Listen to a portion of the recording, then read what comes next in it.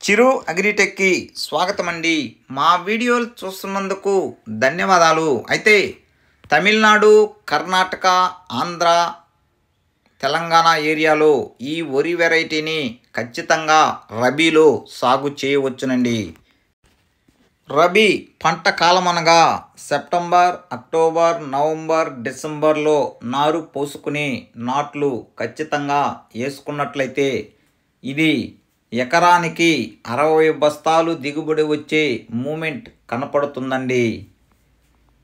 ఈ నెంబర్ వచ్చి KNM 12-510 అండి.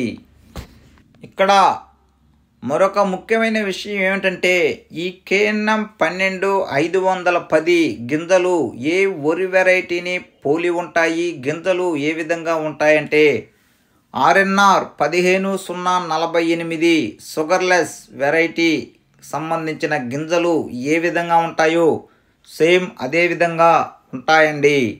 దీన్ని ఈ సెగ్మెంట్ పండించే రైతులు ఎన్ని రకాల వరి వెరైటీలు సాగు చేస్తున్నారు.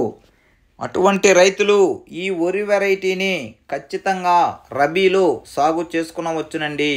ఎందుకనంటే ఈ KNM 12-510 పంట కాలం వచ్చి 135 రోజులండి రబీలో.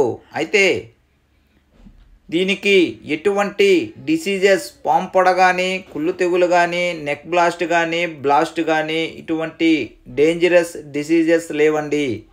కేవలం 150 కేజీలు యూరియా, 150 కేజీల కాంప్లెక్స్తో దీన్ని నీట్గా పండించుకోవచ్చునండి. సరాసరిన 30-40 పిలకలు ఉన్నాయండి.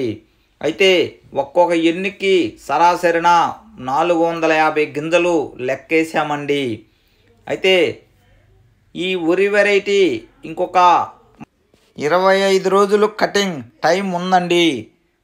ఎన్నులు పాలు పోసుకుని కలర్ వచ్చిన తర్వాత మరొక వీడియో తీస్తామండి. ఇంకా క్లారిటీగా ఇన్ఫర్మేషన్ ఇస్తాం. Thank you. జై హింద్.